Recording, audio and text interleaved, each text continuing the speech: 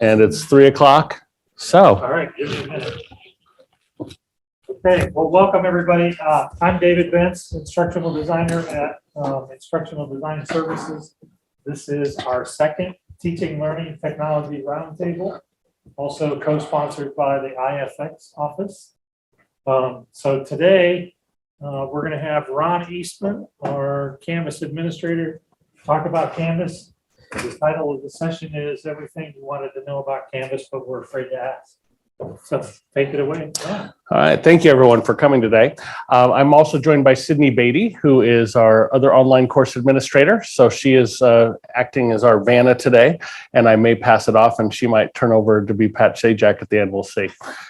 I like to keep on our toes that way. So welcome to Everything You Wanted to Know About Canvas, but We're Afraid to Ask. What's that? Oh, I'm not. Good call. That's why Sydney's here. So I should share my screen. All right. So welcome to Everything You Want to Know About Canvas, but We're Afraid to Ask.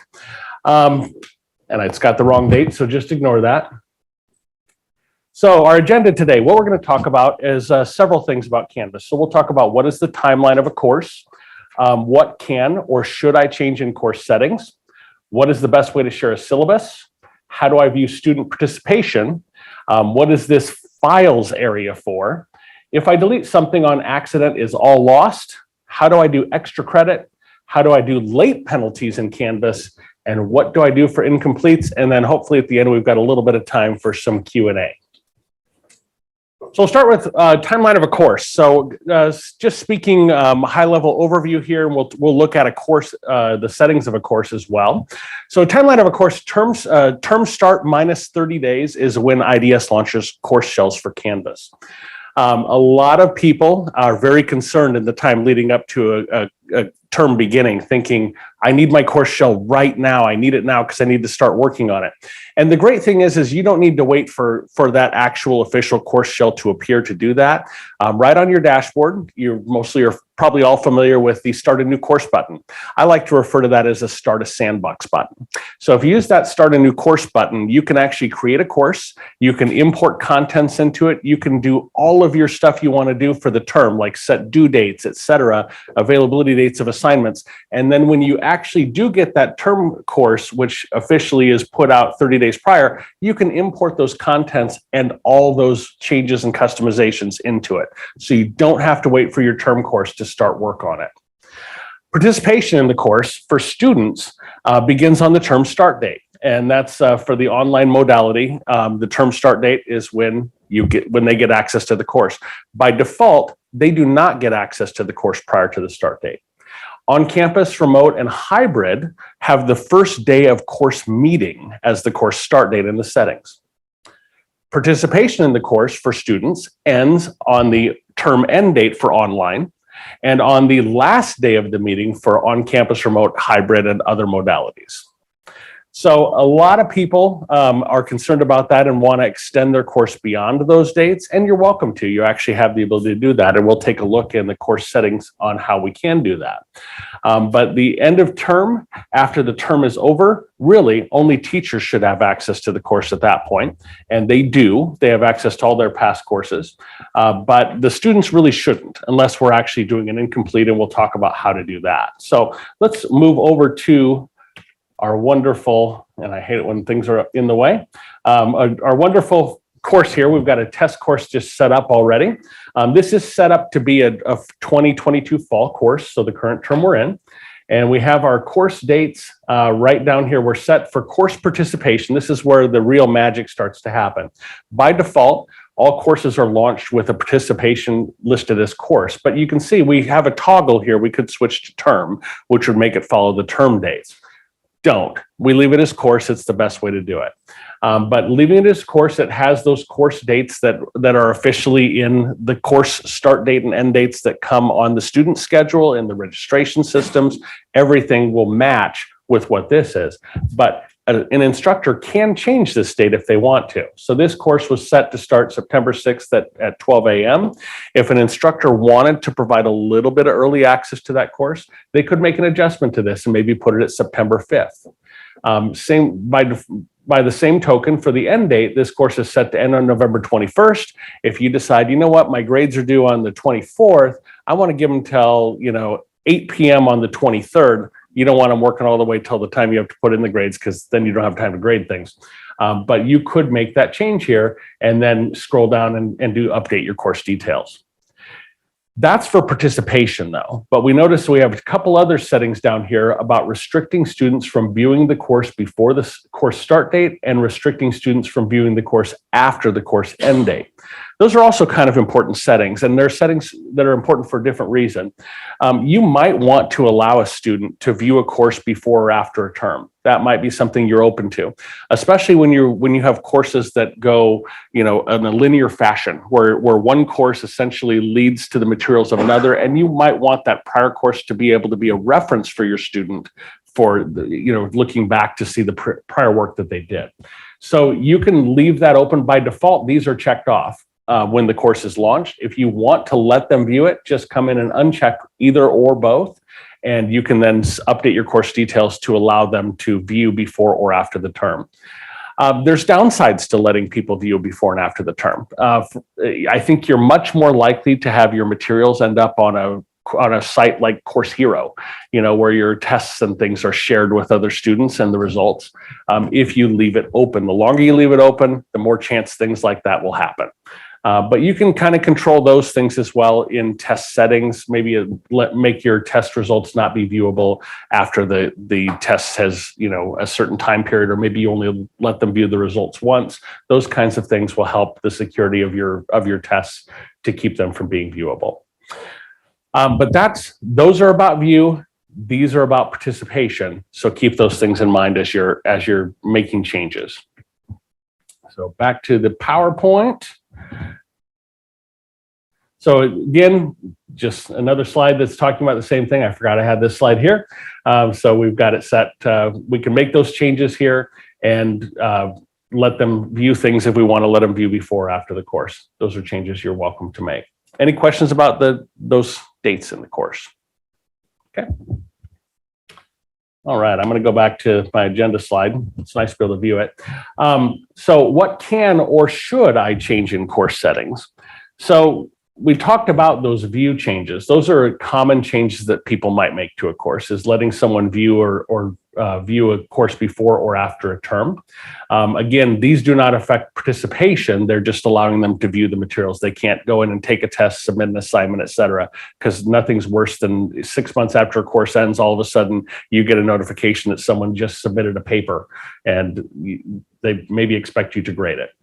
But other things that you could change here, one thing that I like to change actually is under more options. And so down here under more options, we have some options where we can do things like show recent announcements on a course homepage.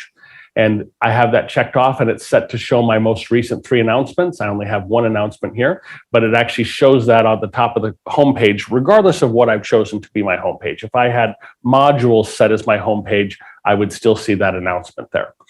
So kind of a neat little thing that a lot of people like to do, and I prefer it as well. We can also control some other things here in the settings, like letting students attach files to discussions, letting students create discussion topics. If you wanted to allow your discussion board to be more of an open forum for students to communicate with each other, you could allow that to happen and then maybe post an announcement to encourage that. You can let students edit or delete their discussion replies. A lot of instructors don't want to let students edit or delete their discussion replies because it changes the flow of a conversation. If they answer a discussion post and then later, maybe they see some replies from other students that are a contrary opinion, they might decide to go back and edit theirs to change their opinion to match the others. And then it doesn't really make sense. Those replies all of a sudden are out of context, just don't make sense anymore. You can let students make their own student groups, something that some instructors might want to do to promote collaboration between students. You can also do things like hide totals in student grade summary, hide the grade distribution graphs from students. And I think the important one, and this by default is checked off, is disable comments on announcements. I see a course announcement not being a place where I necessarily want students to be commenting on things. So, but those are the things that you can change. And there's other things as well. If you ever have questions about what you can or should change in here, please reach out and ask. I do say that it's preferred that you don't change your course name, your course code, or your course SysID. Those things are all provided by the information in Colleague, and we really want it to match Colleague. It's how we find it in IDS. If we're assisting your student, we might be looking for your course, and if you've changed any of these things, we might have some difficulty finding your course. So those are things that you might not necessarily want to change. So back to our agenda. What is the best way to share a syllabus? Now, I see a lot of people doing syllabi in different ways. And I think the most common way that we regularly see is syllabus to be put in modules. And sometimes a course will have a start here module. And this course that I have for my sample course just starts straight into module 1. But a lot of instructors put their syllabus in their start here module. And I don't necessarily think that's the best thing to do. Canvas actually has syllabus built in. So we have a syllabus area that's right here already in the course menu. And what we recommend that instructors do is to paste their syllabus content in right here in this course syllabus area. So one of the best places to do this or to get your syllabus is to go into our forms bank for the college through MyWay. And there's a syllabus template. Oh, I'm in the wrong area. Syllabus.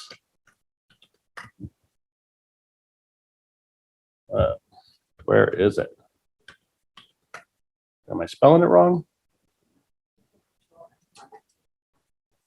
Does it? There it is. So syllabus template with directions or syllabus template, both essentially have the same materials in them, but you can download the syllabus template, update your syllabus, put in all of your information, and then essentially take this information and copy it right into Canvas. And so then we have our syllabus right here. We pasted it into it. You don't have to fill out, in the olden days, you used to fill out a grid that had all your assignments and the due dates, et cetera. You don't have to do that because that automatically happens in the course summary in Canvas based on your due dates and assignments that are in Canvas. So why duplicate the work? So I'm going to update my syllabus now. Notice it did carry in all the font sizes, et cetera, from that template. So you might want to make adjustments to it.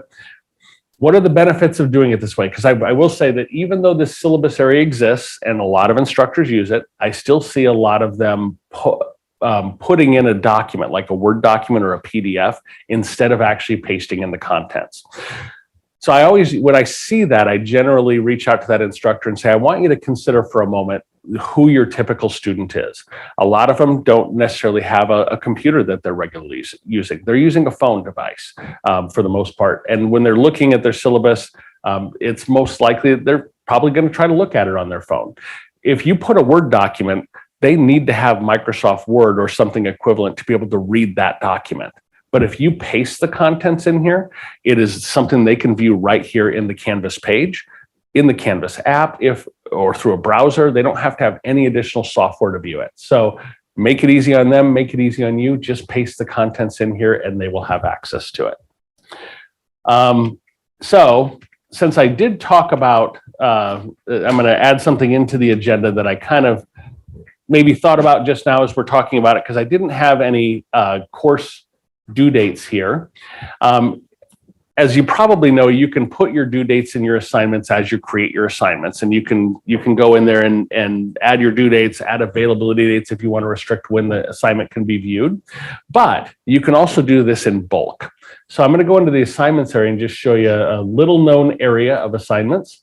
And that is up here in the 3 dots. I like to call it the vertical ellipses in the upper right corner. We have edit assignment dates. And this is a wonderful place that you can go. I'm going to change my screen resolution. This is how I usually look at it. I can do things in bulk here. So I can just add in dates and put module 1 assignment. I'm going to make this due on November 3rd. I'm going to make the next one due on November 10th. et cetera. And I can just do this right here without actually having to open and going into edit mode for each assignment. So again, that's the 3 dots, the vertical ellipses, and edit assignment dates. And I can do it all in bulk right here. Just to point out that there is a little bit of a danger on putting in available from and available to dates. A lot of instructors look at the available from and to and think, well, it's there. I probably should be filling that out. And you don't have to. That's if you want to prevent someone from entering and participating in an assignment before that date or after a date. But you don't have to put that in. I like to leave maybe a from date for a start date for an assignment, but maybe don't leave an end date because quite frankly, we're often making exceptions for things anyway. So if you think that you might have to make exceptions, if you leave out the end date, you essentially just leave it open so they can come in and do it at whatever point in time. And you can then manage, I like to manage people's participation in assignments a different way, and that's by having a late policy. So we will talk about that as well. So back to our agenda. So how do I view student participation? And I'm going to skip ahead on this to course reporting and see if I can get this link to work. This is an area of Canvas that a lot of people, did it open? No, but I'll copy the link. If it'll let me grab it, darn it. Okay, there it goes. Of course. Hold on 1 second. Got to pull out the Google Authenticator. Let's see if it's going to let me get in here.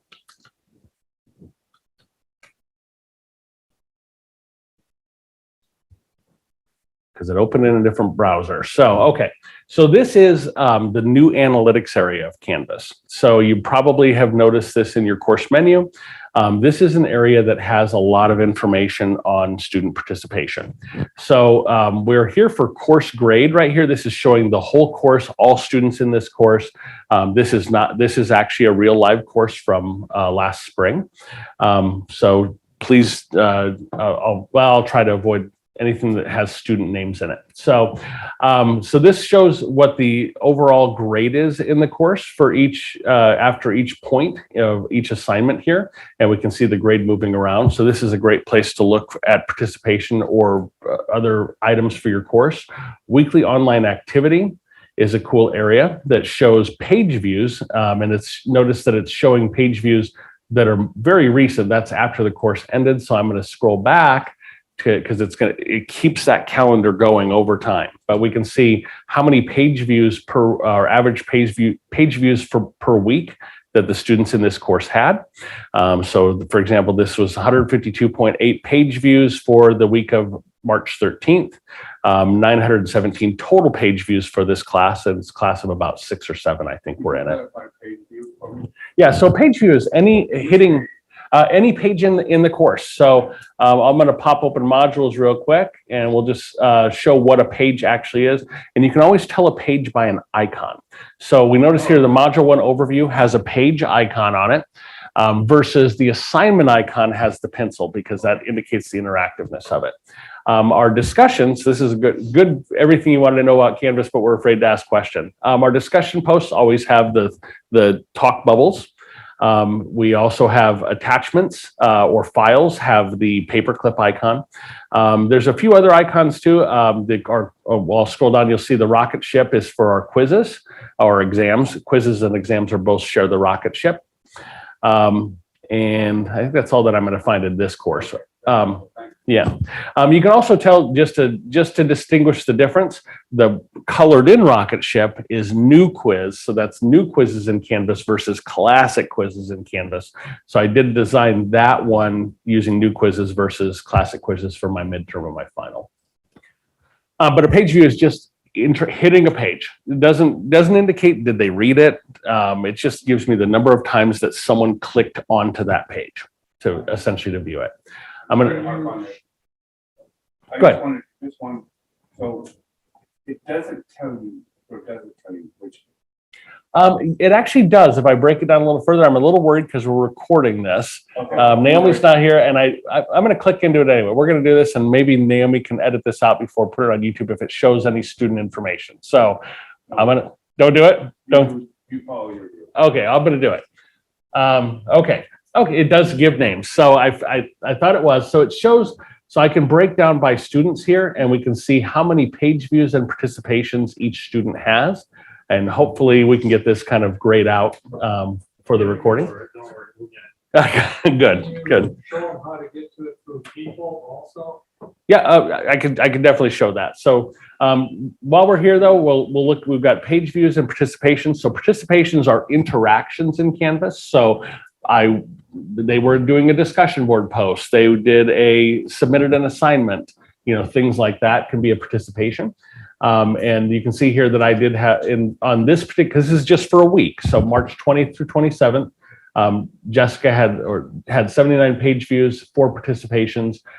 We did have 5 students who participated overall for that week, 1 who did not participate. So one of them didn't log into Canvas and do anything. So Naomi, since we're getting into nitty gritty, dirty stuff, we'll have to edit some of this before uploading. So students, we're going to show, we have a similar thing here, but this is showing for the whole term, the whole course. So we have a grade, on-time percentage, the last participation in the course, the last page view they had, how many total page views they had, and how many total participations that they had. And then reports gets in even a little deeper. So we can look at missing assignments and get a report for our missing assignments, late assignments, excused, a class roster, and course activity. So as Al mentioned, you can also access some of these things on an individual basis by going into people, and then we click the student that we want to see, and then we can click new analytics, and it's going to be similar stuff, but it's focusing just on that student. So we can see it 2 different ways: course as a whole, which we can still break down and get down the tree to the student, or we can look at it just straight in the student if we want to just look at one particular student. I will say that one of the things that, and going back to new analytics really quick, one of the things that I do in my course that I think is a helpful thing to do is to make sure that you're properly grouping your assignments. And I find it helpful because it helps me gauge the materials that I'm putting out to them, and kind of whether I can also gauge a little bit from a student perspective of where they do better or worse. For example, assignments versus discussions versus quizzes. And by grouping these assignments, and that's actually me selecting the group, the assignment group, it's going to keep all my assignments together. It's going to, so I can just view and see how are grades just for assignments only, not looking at how are the discussions or et cetera. I can kind of look at it from that way. As a student, if I were a student and wanted to see some of my information, I might look at my grade book and go, wow, I'm doing really good on the assignments. Obviously, I'm turning those in on time. I'm getting them correct, but I'm struggling on tests. Maybe I need to do a little harder studying on the tests or read the chapter a little deeper or something. I mean, those kind of things are the things that I might do as a student. But by you properly categorizing your assignments, which is something you just select as you're in your assignments area. In fact, we'll just go back there real quick. You can then make that easier for you to see as a whole. So our groups, our assignment groups here, we have exams, discussions, and assignments. That's what we have in this particular course. But I can make assignment groups any way I want to, and I just do that by using plus group. And I might say, this one is for lab, so I might call this lab, and I might have lab work, and then I will take the assignments that apply to the lab group, and then I will drag and drop them down into that group so that I can kind of analyze them from that perspective. So kind of a helpful thing to do. One of those things that a lot of people don't necessarily do.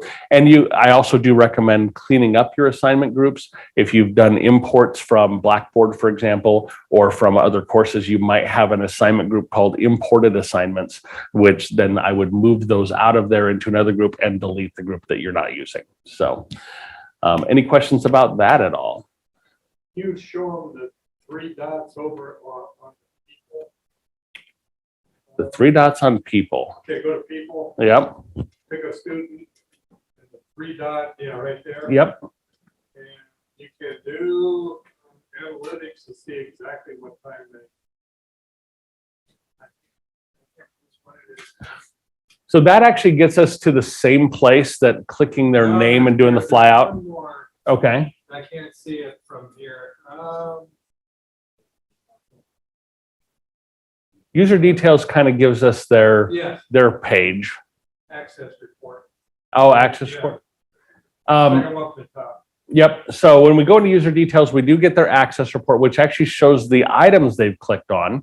So kind of a helpful thing. We can see that this person went into their course grades 53 times. I like that they're engaged on their grades.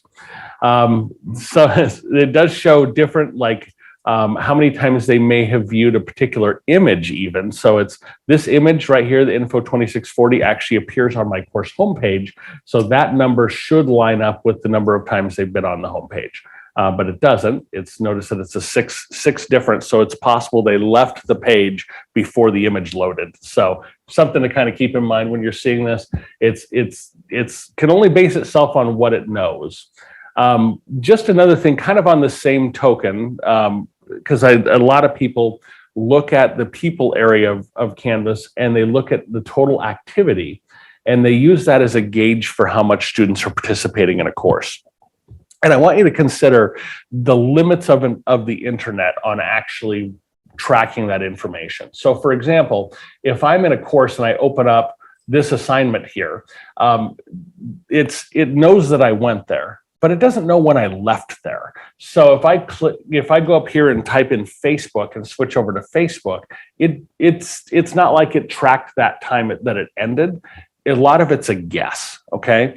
The only time that Canvas is successfully recording an end time is when it involves a participation, like submitting an assignment or taking a test, because you're in a test, you're actually actively in it before you hit the submit button, and then it knows to stop the timer. So those times are accurate. But just visiting a page, all the time I open something on my computer and walk away for hours and hours and hours, and I wouldn't want to think that was 10 hours he spent on this page. No, it was 2 paragraphs. Why would I spend 10 hours on it? So I don't recommend trusting these. There are programs at the college, nursing is a good example, that wants to track hours in the course. And I'm like, you cannot rely on this. That's not fair to the student. It's just not. So I did want to point that out. So any other questions, Al? Because you're really good at this. Al's an expert at this stuff. So files area. So files area is something that I see a lot, especially a lot of times in trades. If you're working with a course that's not already a pre-designed template, and you're new to Canvas, you might come into Canvas and you see this files area and you think, okay, I'm just going to put files there for my students. I don't necessarily recommend doing that. What we recommend for designing a course is modularizing your course. So that's why we like the modules area. If you have files that you want them to see, place them in a module, put them in just like these 2 presentations here, both are PDF presentations. I have them posted in the module, and they're in the place in the module where I want them to see it. So in week 1 of my course, I want them to see these 2 presentations. I could just put them in the files area and make the files area visible, but that's kind of like throwing a deck of cards on the floor and telling them to pick up some cards. I mean, which ones am I supposed to pick up, and how do I know what I'm supposed to look at when? In the modules, I'm keeping it organized and directing their learning. So I'm not a fan of using the files area for managing your course. Think of it as an area for you to see the repository of items that you have in the course. It kind of like you might use your OneDrive to save different materials and paperwork, et cetera. You might upload something to there because you plan to post it to your course later, or maybe you're posting it to your course right now, but you don't even have to do it there. You can upload it directly to modules, and it will then go directly into files as well. But you don't have to leave files open for students. Naomi? Do you have a preference, like from a course design perspective of in your module, you have like the files as separate within the module? Mm-hmm. Some people like have a page for the section and then everything linked in that page. That's a really good question, and I think the easiest way is the way that most people do it, which is the way that I do it. I think that becomes the easiest way because it's what people are most accustomed to. I don't think it's necessarily better. I think that the reason that I like things broken down in this way is I use this method to control a lot of things. Now in my course, I don't force people to do things in any particular order, but a lot of instructors do. And by putting each item in individually, like my overview, objectives and tasks, my two different PDF presentations, which are essentially PowerPoints, but they're smaller size as PDFs, my discussion assignment, and then my actual assignment for that particular module. By having it in this way, I can do things in my to force prerequisites and requirements. Like I might say, I want everything to be done in order. You know, I want them to actually click through these things in order, and things don't open if they don't do them in the order that is there, right? And so using that to control the flow is a great thing to do. Not every course needs to do that though. But if you post the file to your page as a link, you've kind of removed your ability to control that file and when they get it and what prerequisites they might have to work with. So, so that's another thing that kind of cool to point out. So, you know, play with this. This is a lot of good stuff. You'll notice that I do lock my modules in my course. I don't want my students working ahead. I want them to be all on the same page at the same time. I think that's especially important in courses where you have discussion boards. You don't want a student who's just read chapter 6 answering the chapter 4 discussion board post with chapter 6 knowledge. You're on different planes at that point with the rest of your class. So so I do lock my modules till the start of the week, and but I let them complete things in whatever order they're comfortable with, and that works for me. But everyone certainly can do it the way they want to do it. Any other wonderful questions? I love good questions. So okay, if I delete something on accident, is all lost? And I'm going to switch back to this course because there's a little bit of magic in Canvas that not everyone knows about. And you don't have to memorize this. If you want to, it's great, but you can always call us at Canvas support. If you deleted something, a file, a page, a quiz, anything in your course, everything you delete is recoverable. It's not really deleted per se, it's just made invisible. Is a better way to think of it. Now, this doesn't apply to editing things. Canvas is not storing your changes. So if you had a page that said Happy Wednesday and you change that page to Happy Friday, it is now Happy Friday. It's no longer Wednesday. So you can't recover that. But if you deleted the page, you could. So what we have, just kind of to go through the structure of the URL at the top, we have our HTTPS showing it's a secure site. Our Canvas URL is canvas.mccneb.edu. And when I'm in a course, I'm in /courses. And then every course has a course number. And it's just sequential numbers based on when that course appeared in Canvas. So this was the 34,494th course to appear in Canvas. And if I take after that / and type the simple word undelete, it's like magic. Anything I've deleted is here, and I can click to restore it. So if I restore it, it's now made that page available again. I don't think I actually had it placed in a module, but if I did, I can always move it back to the module too. But undelete, you can recover anything you've deleted in your course. So that only applies to the course you're in. If you imported from another course and had deleted items in that other course, those deleted items don't come with your import. So keep that in mind. But you could always go to that old course, go undelete, recover the item, and then import it into the new course. And that's a way to get around that. So any questions about undelete? One of my favorite magical things about Canvas. How do I do extra credit? So extra credit in Canvas is kind of a little weird. So Canvas is not really designed for extra credit, but depending on how you do your course, you could potentially have extra credit assignments. So to make an extra credit assignment, you can just do plus assignment and put it in wherever you want it to be. So we'll just kind of make one real quick. I'm going to just call it extra credit. And then I'm going to go in and edit it.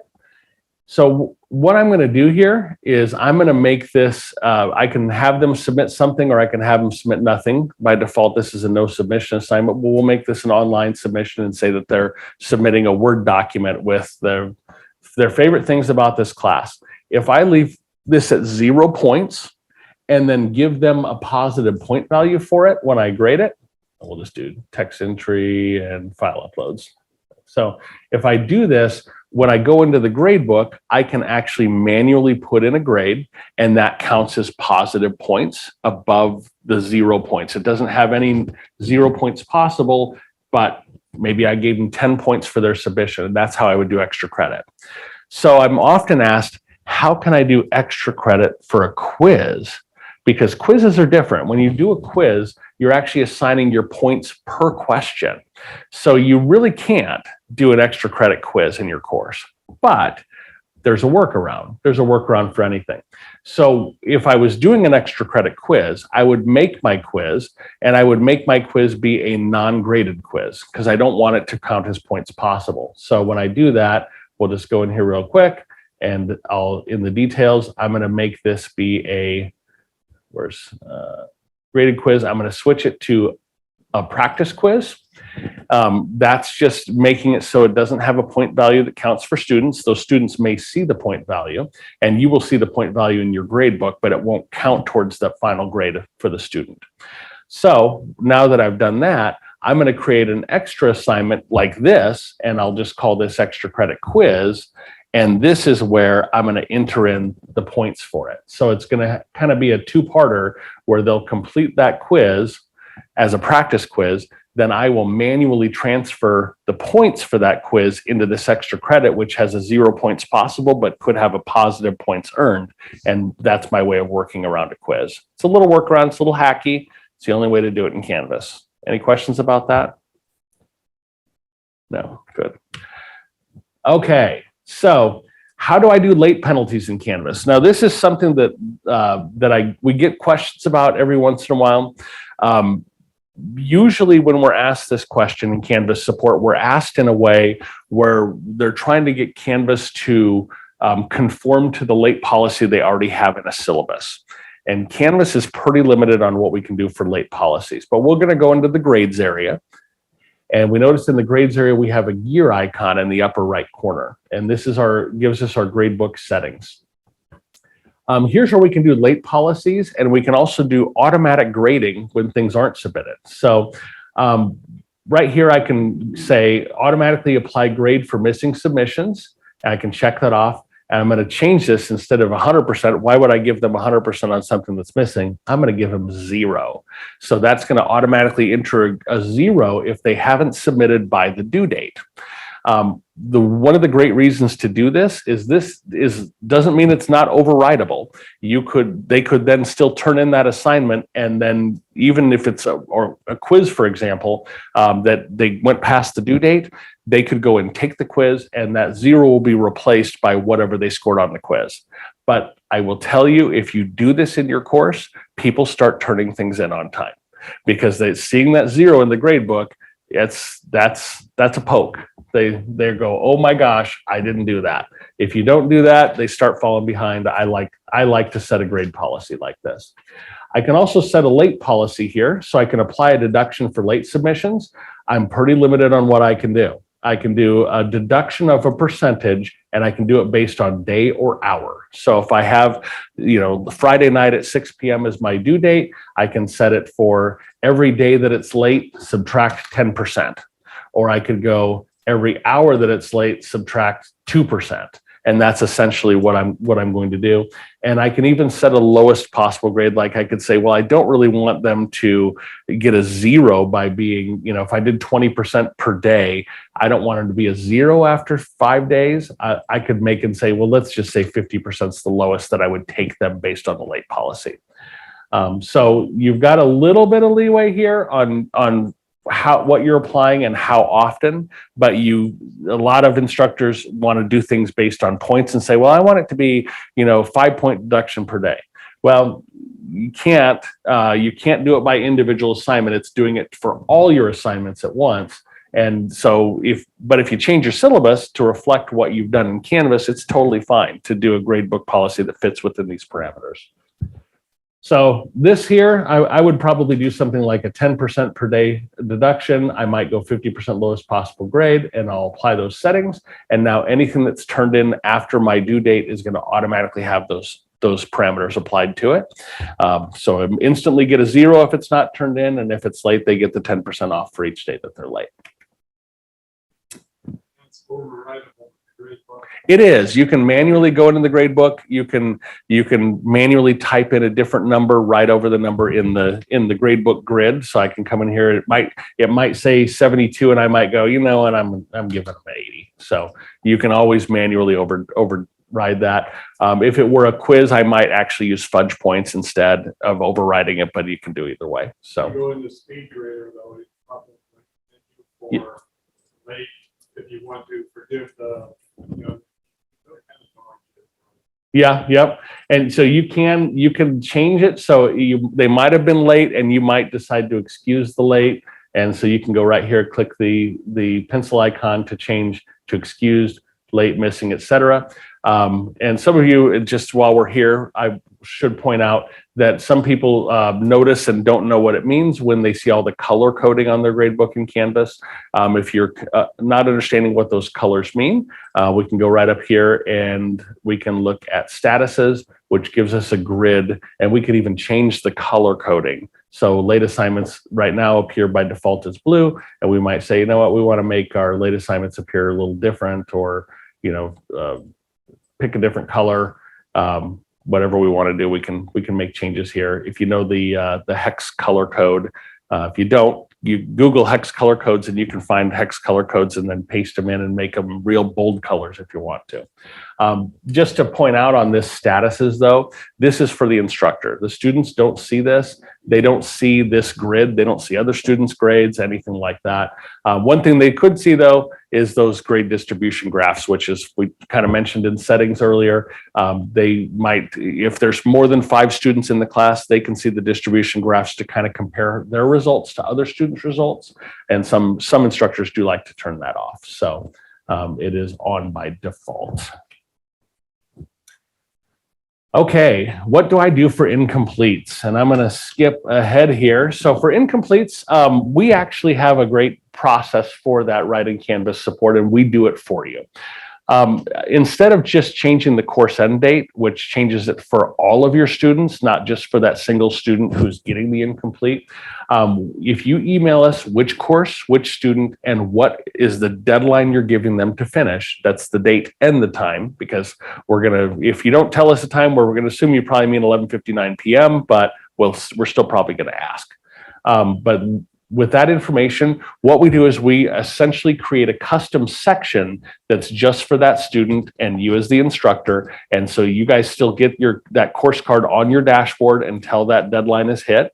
And then that student can keep participating right up until the end time. But your other students are subject to the same requirements that are in for participation. So the prior course end date applies to everyone else but that student, and the viewing applies to everyone else but that student, etc. So just email us that information. We take care of the rest. We, at one point in time, we were letting it be self-service on that, but we kind of saw a lot of weird things happening. So that's one of those things you just go, time to close that down, because better to keep it so that people don't do things that they don't want to do. So that's pretty much it for our presentation today, but I would love if you guys had great questions. Al, you've always got something, even if it's a comment. You covered everything that I normally use. Yeah. There's there's a kind of whole thing. Mm-hmm. Yeah, I like Canvas and the account. Grade tracking changes. That's something that I find that very few people know. The gradebook history? History, yes. Let me switch back to that actual course, because it'll have great information in here. So gradebook history is, here we go. Where's my gradebook history? There we go. So gradebook history does show us any changes that were made to the gradebook and who made them and when. It shows the change from one number to another. I don't have a lot of gradebook changes. I don't make a lot of adjustments, but it does show that information to see over time what may have changed in a course gradebook. So kind of a cool thing to look at, especially if you've made changes or if you think someone else has made changes in your course. It does show who the actual grader was. You'll note here there's a lot of not availables, but those are anything that's auto-graded by Canvas, which would be any quizzes that are set up to be auto-graded. They don't ever have a grader interaction. So you can see even my module 10 assignment. I set up my module 10 assignment to actually be a quiz that is questions that they fill in. Makes it easier for me on that final week of the term to help students have time for other things with them rather than just grading. So, so those are not available for the grader, but everything else is just graded by me in my course. But cool thing to look at if you're trying to hunt down when something was changed and who may have changed it, because that's definitely something that's always tracked. So Canvas is kind of neat in that Canvas doesn't ever delete anything. The only thing that they do delete is metadata, and they delete metadata after a certain amount of time. I want to say it's a year later. Do you recall the exact number? No. So some of the real deep metadata, like what IP address someone visited from, that kind of thing is maybe not going to be kept for super long term, but everything else is kept forever. So Canvas, has all the changes to the gradebook and would never delete any of it. We're never going to delete a course. We're never going to delete any of that. In fact, if you delete a course, I can restore your course. So in the same way that we did undelete, I have a way of doing it for whole courses as well.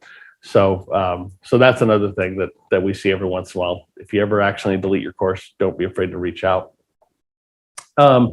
While we're here, I suppose we can look at a couple other things. So going back to the course settings, a lot of people, when they go into course settings, they of course notice this main course details area, but it is important to see that there are different tabs up here as well. So these different tabs have different things. Every course at the college has a section, and sections, when we cross-list a course, essentially what we're doing is we're moving another section into this course. So if you think of courses as an entity that is a container of learning materials, that's how I like to think of it. And sections is a container of enrollments. So a section can be in one course and then move to another course, and it's just changing the association of the enrollment to the learning materials. So we can combine sections into one course to make things easier for grading. As long as you're doing everything on the same timeline with all of your courses, we can combine them, and if it's the same materials. So we will, Sydney. One question. Yes. Can you go over teams for showing answers on a quiz and what the different combinations will show?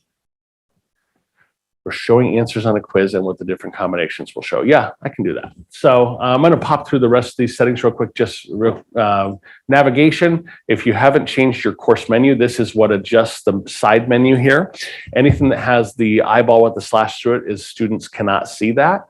But you can adjust what you let them see and don't let them see by dragging and dropping different items from the top to the bottom and then saving. Apps is additional tools. If you ever have a publisher that says, here, I've got this, we want you to use this in your course, and we've got all this online stuff, it can be added here on a course level, but most publisher integrations I've added on an institution level. And quite frankly, if you think it'll be used in a different course, it's always best to add it on the institution level. So please reach out if you have a publisher that wants to do something like that. We do also have feature options of little visited place in Canvas in the settings. This is where you can do things like change to use new quizzes instead of classic quizzes. By default, we have everything set to be classic quizzes right now because classic quizzes just is a little smoother and easier to use. But if you wanted to use new quizzes in your course, you can come over here and enable it. and make new quizzes be something that you use. So, okay, so let's go into quizzes real quick. I'm going to switch back to my Real Deal course. Oh, no, I'm in my Real Deal course. So, okay, so going into my modules again, and I'm going to go down to my midterm. Did I pass it? There it is. So we've got some options in this quiz on what we're going to allow students to see and how we're going to handle them being able to see it. So in this particular quiz, I'm going to just go down and look at some of my settings. I have it set, this was set to be due on April 17th. It was a midterm opened on April 14th at 12 a.m. and it closed on April 17th at 11:59 p.m., which was the due point for it. Having a due date, by the way, just to mention, means that it goes in the to-do list for the student with a due date. It goes into your syllabus with a due date. It goes into their calendar. They get things like notifications that tell them that a due date's coming up. So always good to put a due date on an assignment. So here, and I can't change it because it's passed. Darn it. Wasn't thinking about that part of it, but I've got some options for letting students see their quiz responses. And I'm going to actually switch to this fake course to do this because it'll be a little, here I can do that and show things. Okay. So in this extra credit quiz, we can look at those settings. So, I thought I made a quiz. No, you're right. It is not the quiz. Darn it. All right, let me find a quiz. I did make a quiz, didn't I? No, I will make a quiz.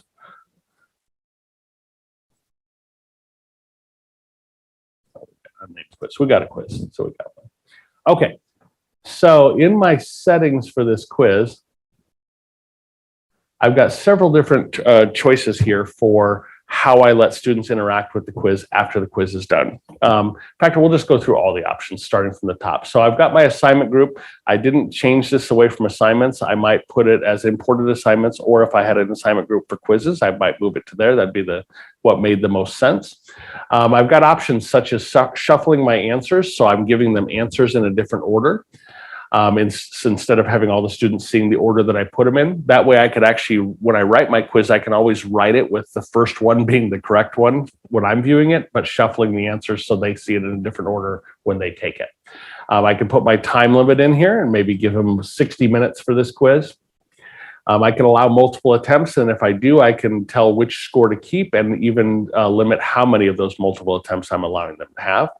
But here's where a lot of the real magic happens. And we talked about Course Hero and other websites like that where students might sometimes share content. They're supposed to be study sites, but sometimes they end up being a little bit more than study sites. Here I can let students see their quiz responses. Incorrect questions will be marked in student feedback.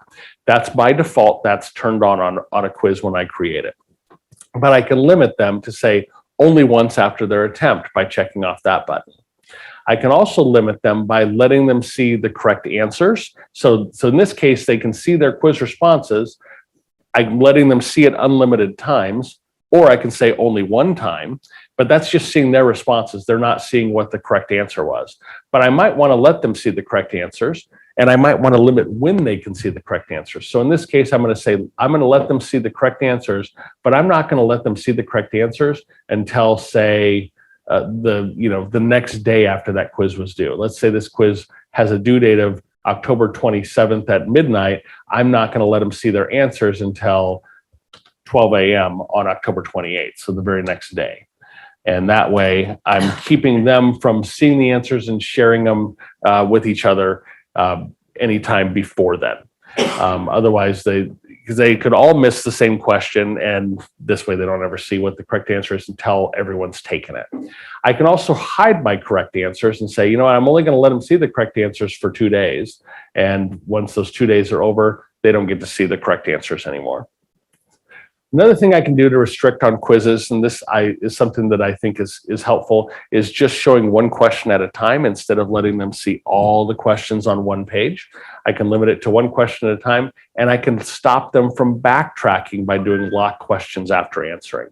So that's something that is often used. A couple other things that are on here that I don't recommend anyone ever do is these quiz restrictions. So requiring an access code and filtering IP addresses. The only time I would use filtering IP addresses is if I'm only letting them take the quiz, say in the testing center or in this building, and I know what the IP range is for this building, then maybe I will filter IP addresses and only allow the IP addresses that go into this building access this quiz. Other than that, I would never do that. And I would never require an access code unless I'm doing this in the testing center. There's no additional security that's provided by me saying, you have to put in this password to take the quiz, and I'm going to email you the password or post it as an announcement. That doesn't accomplish anything. This is for if I want to require an access code to only let people who are in the room, in the testing center, or in this facility take it, then I might write my access code on the whiteboard, and they can then type it in to access the test. And anyone who's not in this room would therefore not be able to take the test. So those are the only times I would ever use those. So I think I covered everything and more on that question. Any other chat questions? Okay. Thank you. Any other questions before we wrap up? Oh, Al. Oh, validate a link. Good one.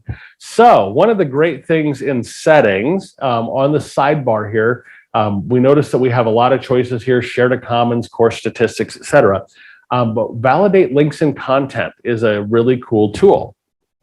If I click this, and I don't think I've got any links here, so I might switch back to this course and look at the settings because I should have some links here.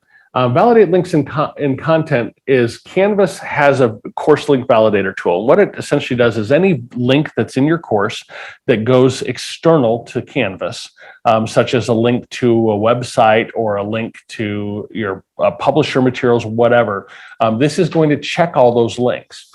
It's not perfect. I want to say it's not perfect. It will catch any link that's broken. So if a link is a 404 error, so that website no longer exists, for example, it'll catch that.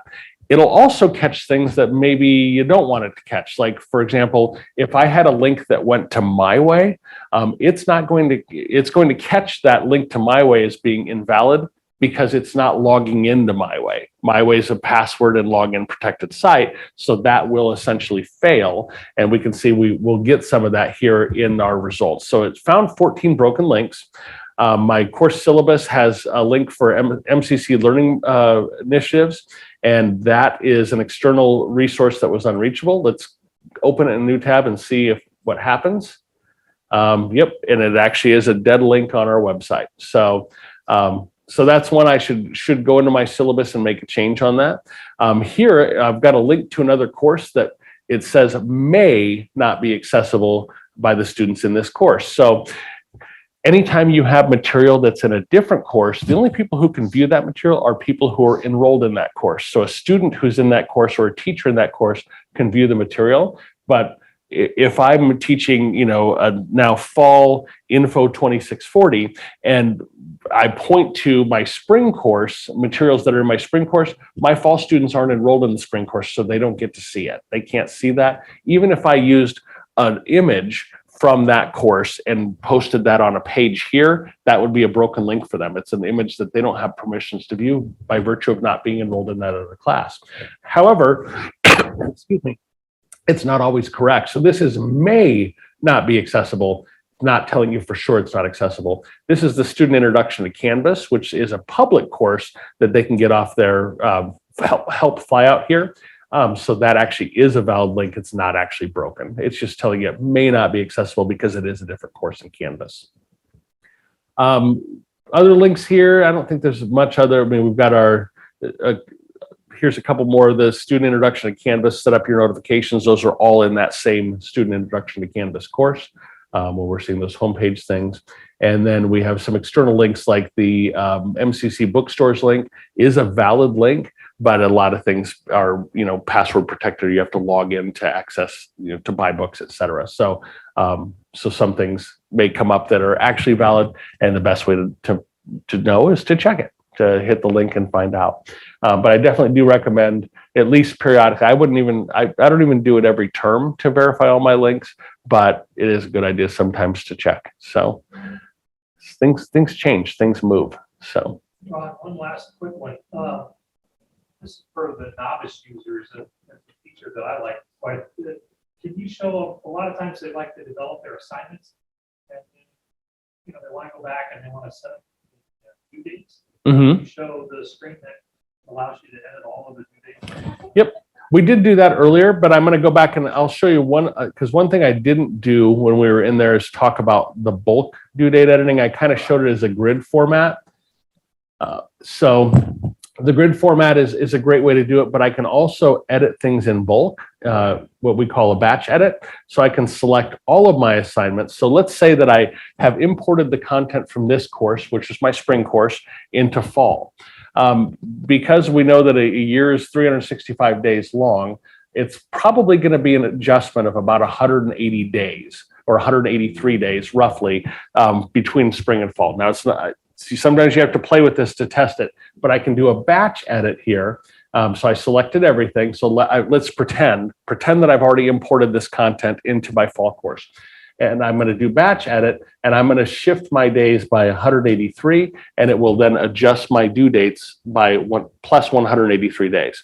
If I'm wrong, it's okay. I can fix it. I can go, oh, darn, I went 1 day too many. Now I'm going to go -1 and on my batch edit and then move it back all day. So that is a great thing to do from spring and fall, and because they are virtually interchangeable. But winter is not. Winter has a gap because we have our holiday break. So if you do it for winter, you could either do it for some and then manually change the others, or there's different ways to work around. And then our summer term is usually 1 week less, so that's another one that you got to kind of consider. But the batch editing dates is a cool tool, especially spring to fall, fall to spring, spring to fall. It's kind of fabulous. So if you want to go backwards, you put a minus in front of you that? can, yeah. So you can. Try that, yeah. So it's mixed results. Sometimes that's the case, but just know that at least in the grid, if you've gotten it somewhat close, you might, if you get it in the right month, then it's just a matter of changing those days a little bit, so good stuff though. Any other cool tools or questions? No? All right, well, thank you guys very much for coming today. I just want to point out that Canvas support is open Monday through Friday, 8 a.m. to 6 p.m. We are reachable by email and by phone, and we look forward to hearing from you. So have a great day, everyone.